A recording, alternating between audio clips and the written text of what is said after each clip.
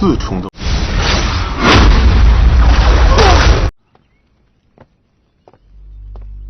Sontak, pemuda bangsawan yang meremehkannya barusan dibuat terdiam. Akhirnya mereka pun mempercayai kemampuan para peserta yang mewakili negara Suan ke depannya. Setelah itu, Raja Ling Wu menyuruh mereka untuk beristirahat. 3 jam lagi, mereka akan berkumpul untuk memasuki wilayah suci Kabut Darah. 诸位，请随我来。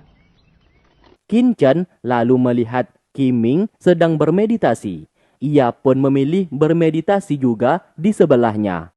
Dari kejauhan, Feng Er melihatnya dan berencana akan menyerang Qin Chen saat berada di wilayah suci nantinya. Sebab apabila ia memulai pertarungan saat ini, malah akan merugikan ia ke depannya.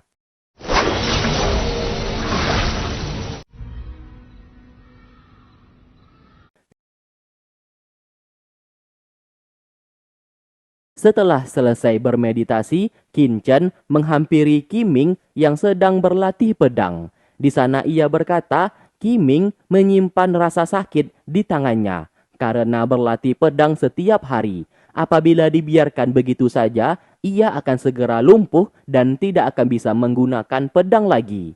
Qi Ming menjadi sangat terkejut karena bagaimana mungkin Qin Chen bisa mengetahui masalah rasa sakit di tangannya yang ia sembunyikan selama ini. 你可以走了。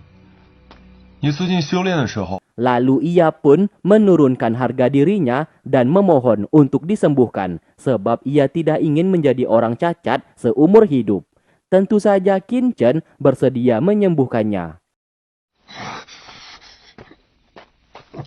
Setelah disembuhkan, Qi Ming akhirnya tidak merasakan sakit di tangannya lagi. Bahkan serangan pedangnya kini jauh lebih kuat.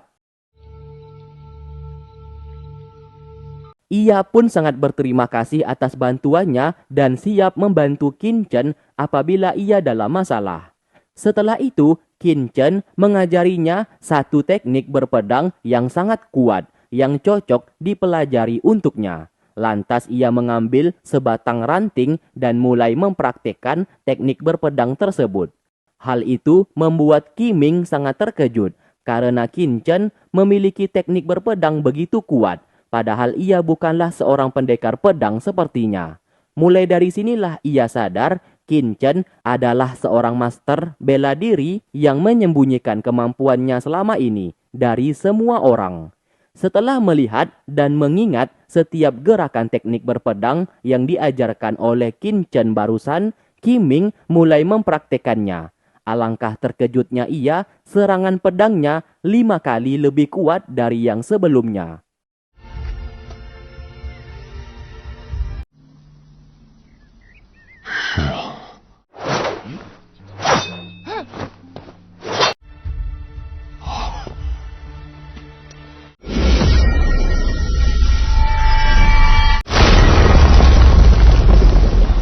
Ia pun langsung memberikan hormat kepada Qin Chen dan mulai sekarang ia siap menjadi pengikutnya.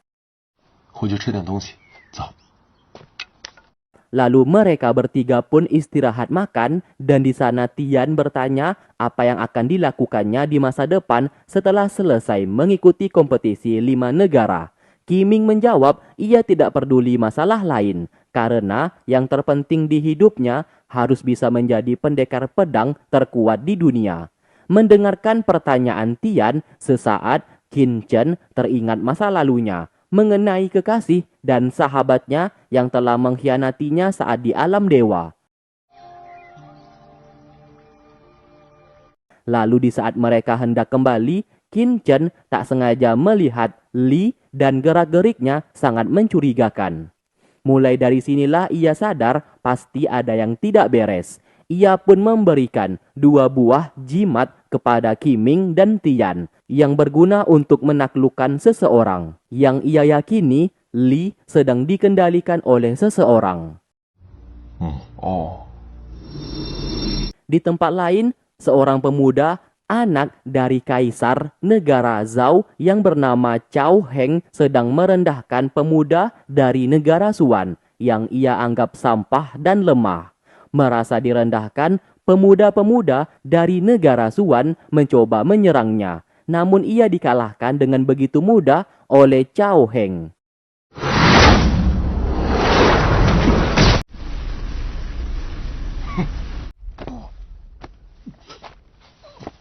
Di sana, Tian yang melihat itu mencoba maju ke depan, namun dihentikan oleh Qin Chen agar ia tidak membuat onar.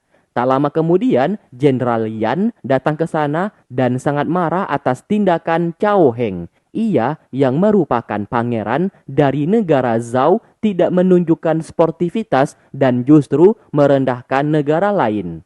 Lantas ia pun ingin memberikan pelajaran kepadanya. Namun sayang, master dari negara Zhou yang bernama Cao Yu datang ke sana dan memukul mundur Jenderal Yan.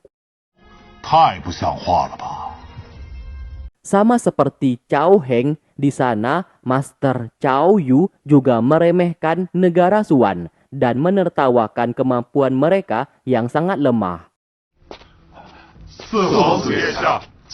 Dari kejauhan terdapat pemuda yang bernama Wu Ji dan gurunya bernama Ling sedang memperhatikan dua negara saat ini sedang berselisih tegang. Mereka ini berasal dari sekte Gui, sekte terkuat yang bisa dikatakan setara dengan sebuah negara.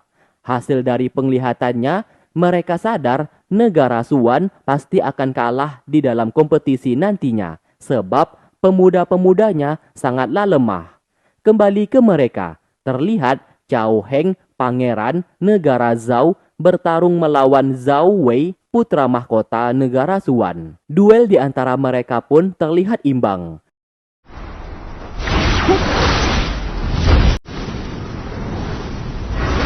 Namun sesaat, Master Cao Yu bersikap curang dan ikut menyerang Zhao Wei. Serangannya itu pun dihentikan oleh Raja Ling Wu yang datang melerai pertarungan tersebut.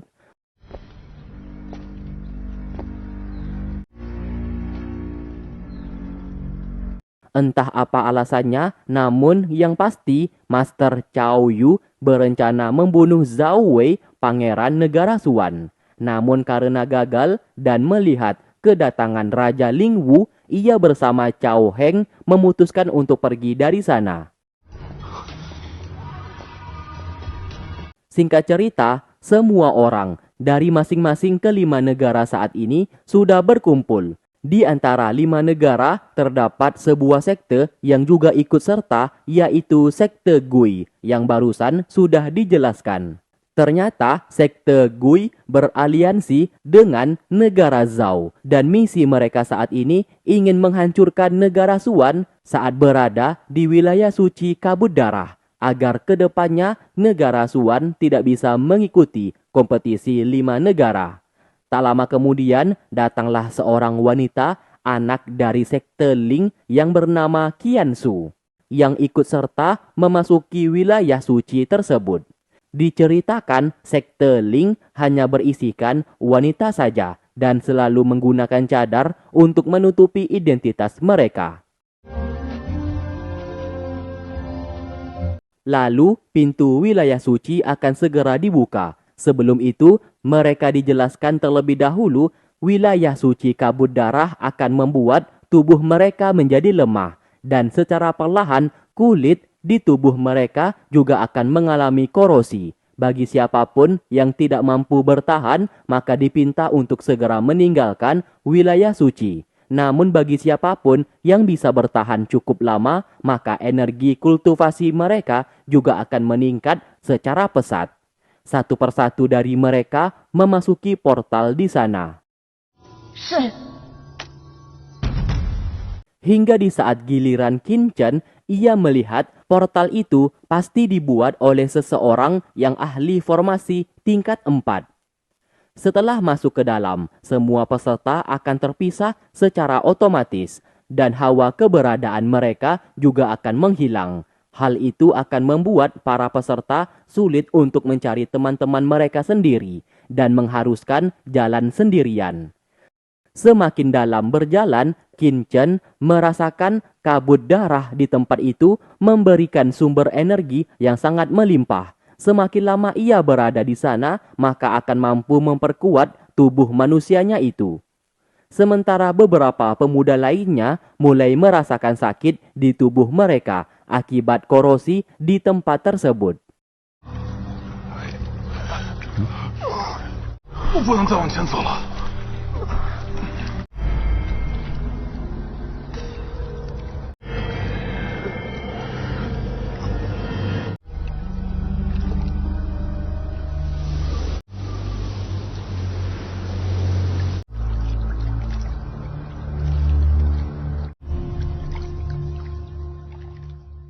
Sementara itu, Qiming bersama Tian semakin lama sudah tidak tahan lagi, sebab tubuh mereka mulai terasa sakit. Qiming lalu mengajaknya bermeditasi agar bisa menenangkan diri. Hingga tak lama kemudian, Qin Chen menghampiri mereka karena merasakan hawa keberadaan mereka berdua.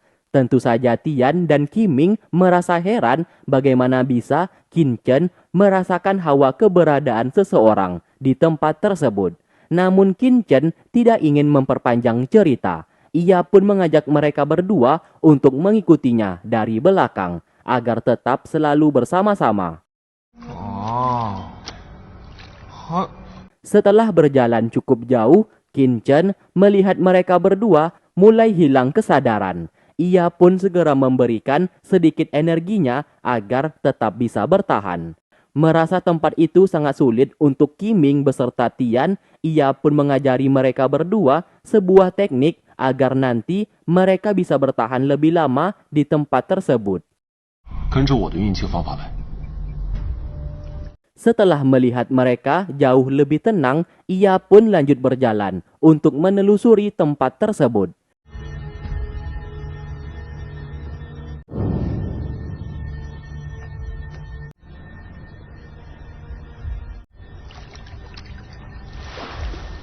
Sementara Feng Er berjalan sempoyongan, ia tidak menyangka wilayah suci kabut darah akan membuat tubuhnya cepat lelah. Tidak ingin menjadi orang pertama yang keluar dari sana, ia pun memilih bermeditasi memulihkan energinya. Semakin lama ia bertahan, maka semakin banyak pula sumber energi yang akan didapatkan dari kabut darah tersebut, supaya kultivasinya bisa meningkat.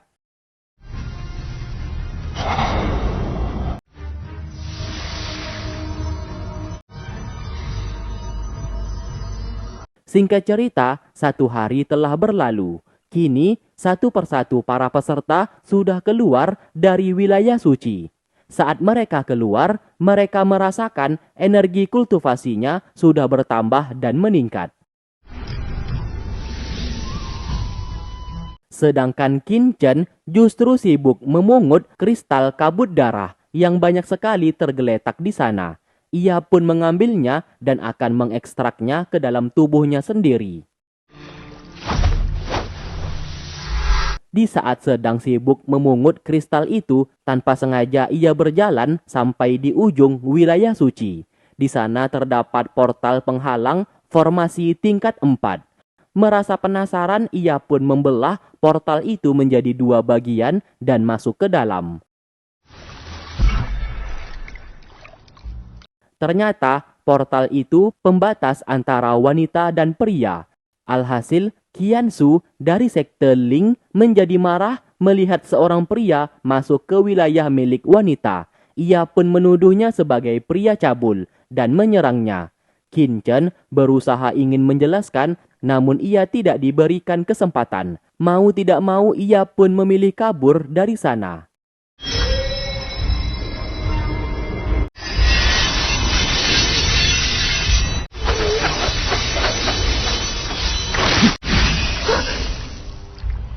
Setelahnya, ia tak sengaja bertemu dengan Ling San yang sama terkejutnya bagaimana bisa ia masuk ke wilayah wanita. Padahal portal pembatas dibuat menggunakan formasi tingkat 4 yang mustahil bisa ditembus. Qin Chen menjelaskan kalau semuanya ini kesalahpahaman dan ia tidak sengaja bisa masuk ke sana. Lalu ia pun segera pergi sebelum dikejar oleh Qiansu. Sesaat, Zichun menghampirinya sebab ia mendengarkan seperti ada seorang suara pria. Lingsan menjawab, ia sendirian sedari tadi. Tak lama kemudian, Qiansu datang ke sana dan bertanya keberadaan seorang pria yang mencurigakan. Lingsan menjawab tidak pernah melihat siapa-siapa dan hanya ia bersama Zichun yang berada di sana sedari tadi. Setelah itu, Qin Chen menggunakan kristal kabut darah yang dipungutnya dan mulai memasukkan ke dalam tubuhnya. Kristal tersebut sangatlah langka dan memiliki khasiat luar biasa. Kemudian, beberapa peserta akhirnya banyak yang sudah keluar.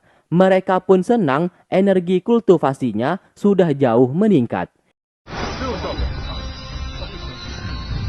Hingga tak lama kemudian, Li keluar dari sana, yang ternyata ia adalah orang pertama dari negara Suan yang keluar.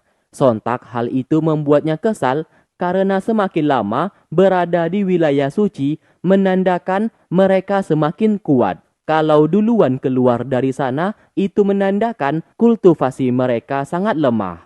Raja Lingwu meminta ia untuk tidak usah berkecil hati. Sudah bertahan selama 1 hari merupakan pencapaian yang sangat luar biasa. Beberapa jam kemudian, Qiming dan Tian menyusul keluar dari sana.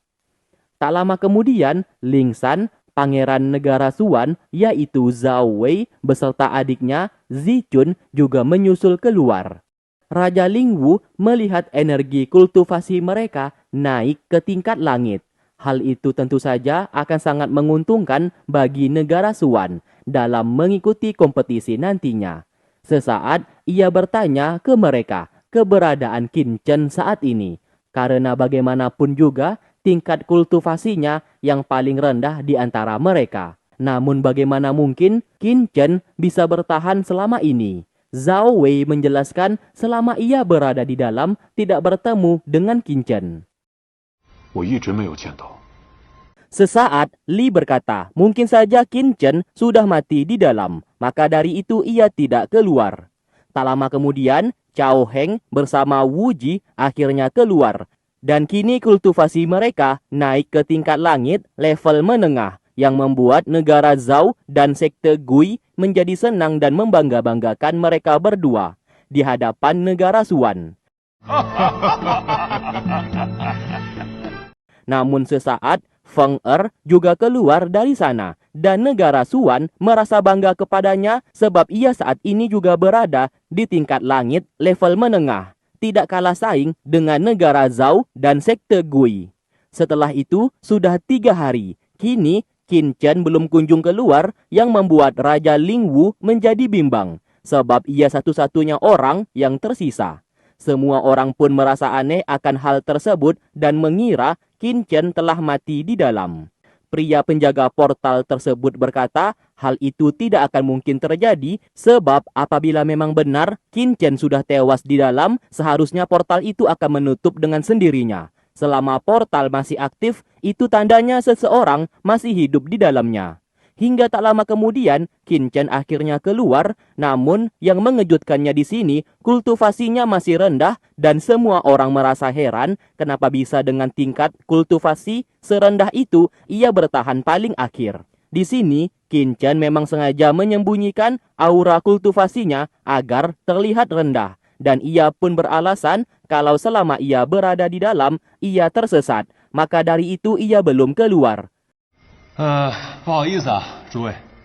Setelah ia keluar, portal itu pun lalu ditutup dan semua orang pun bubar dari sana.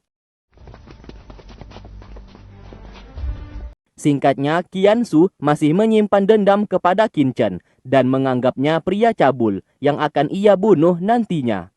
Sementara Qiming bertanya kenapa ia berbohong di depan semua orang dengan mengatakan tersesat di dalam wilayah kabut darah. Padahal ia tidak tersesat sama sekali. Qin Chen menjawab ia sengaja berkata seperti itu untuk menutupi kemampuannya dari semua orang.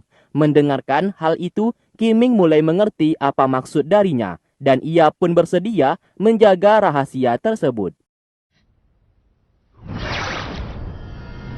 Lalu keesokan harinya, kelima negara beserta sekte Gui dan sekte Lian telah berkumpul. Di sana terdapat pemimpin wilayah suci yang bernama Master Ming. Bisa dikatakan Master Ming ini adalah seorang master 5 negara yang sangat kuat dan tidak terkalahkan, yang berasal dari negara Yu. Lantas ia pun berkata, 6 bulan lagi kompetisi 5 negara akan digelar. Namun sebelum itu, mereka semua berhak mendapatkan pelatihan terlebih dahulu dan diperbolehkan masuk ke dalam wilayah suci. Siapapun yang bisa keluar dengan keadaan hidup dari wilayah suci, maka mereka akan menjadi perwakilan untuk negara mereka masing-masing. Namun apabila salah satu negara, pemudanya tewas semuanya, maka negara mereka tidak akan bisa mengikuti kompetisi. Maka sebab itu pelatihan ini bisa dikatakan pelatihan hidup dan mati. Mereka juga diberikan sebuah pelakat teleportasi yang bisa membawa mereka keluar apabila sudah tidak sanggup lagi berada di dalam. Pelatihan ini selama 3 hari dan yang terlama berada di wilayah suci maka akan menjadi pemenangnya. Saat dipegang, Qin Chen menyadari pelakat teleportasi itu memiliki energi yang sangat lemah. Setidaknya membutuhkan waktu 30 detik untuk bisa membawa mereka berteleportasi keluar. Lalu pintu portal dibuka dan satu persatu dari mereka semua mulai masuk ke dalam.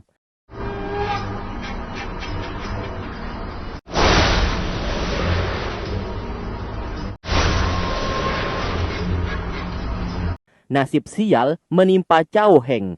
Ia pun merasa senang bisa bertemu dengan Qin Chen, orang pertama yang akan ia kalahkan. Namun sayang bukannya Qin Chen yang kalah, melainkan dirinya. Hal itu membuatnya merasa terkejut kenapa bisa basis kultivasi Qin Chen yang sangat rendah mengalahkan kultivasi miliknya tingkat langit. Merasa ada yang tidak beres, ia pun kabur dari sana. Sementara itu, Li bertemu dengan Zhao Wei, putra mahkota ketiga negara Suan, sedang bersama dengan Qiming. Siapa sangka ternyata pasukan pembunuh bayangan yang waktu itu menemui Li dan memberikan tugas kepadanya, yaitu ia disuruh untuk membunuh Zhao Wei. Lantas ia pun segera menyerang.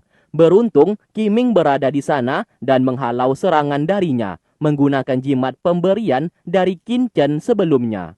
Tentu saja Zhao Wei menjadi sangat marah karena ia berkhianat kepada negaranya sendiri.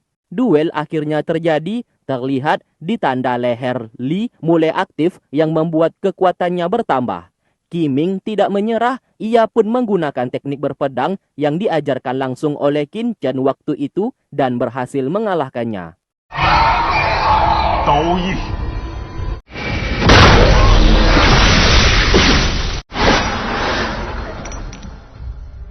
Sedangkan Cao Heng mengalahkan satu persatu pemuda dari negara Suan, yang dimana ia bertujuan membuat negara Suan tidak berhasil mengikuti kompetisi 5 negara nantinya.